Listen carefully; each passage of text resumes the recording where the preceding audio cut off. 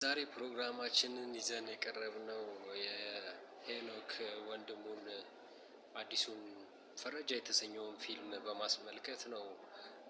ወደዚህ ንጽጽራችንን የጀመርነው እንግዲህ እና ንጽጽሩ የምናደርገው ፊዚካል ቼንጁን ነው ማለት ሄኖክ በፊት የነበረበት ተክለ ሰውነት እና አሁን ላይ ደግሞ የመጣበት ተክለ ሰውነት ይኖራል።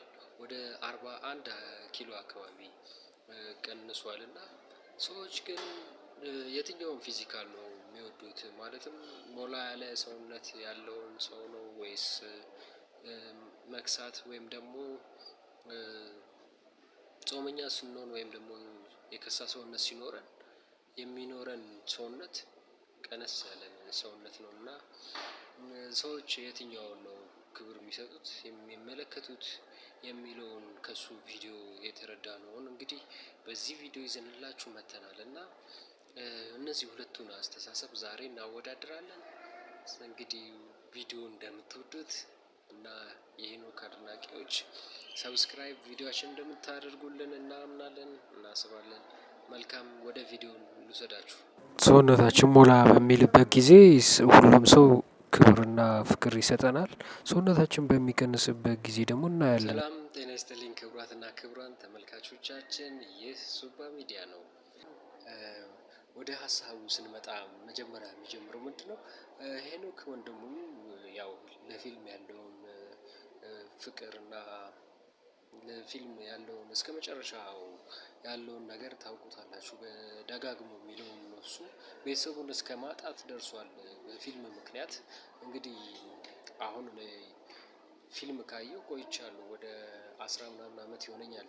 ወደ ሲኒማ ቤት ገብቼ ፊልም ካየሁ ፊልሞችን አብዛኛው ብዙ ፊልም አላይም እና በፊት በጣም ፊልም አድናቂ ነበርኩኝ።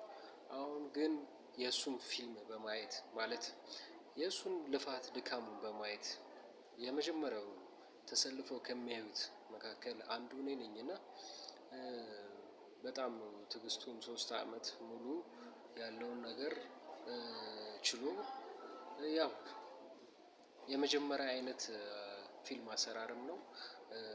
እንደዚህ አይነት በኢትዮጵያ ታሪክ በመተባበር በአንድነት የቆምንበት ታሪክ የመጀመሪያችን አይደለም። በርግጥ ለፊልሙ ግን የመጀመሪያ ያደርገዋል እና ይህንን ፊልም እንደዚህ ተሳክቶ በማየታችን በጣም ደስ ብሎናል።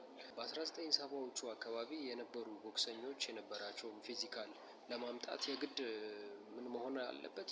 ሰውነቱ መቀነስ ነበረበት። በ60-70 ኪሎ አካባቢ የነበሩ ቦክሰኞች ናቸው እና እነሱ የሚጠቀሟቸው የዛኔ የነበሩት አብዛኞቹ ቦክሰኞች በዛ ኪሎ ውስጥ ነው የነበሩት። እንዳሁኖቹ ግዙፍ አልነበሩም እና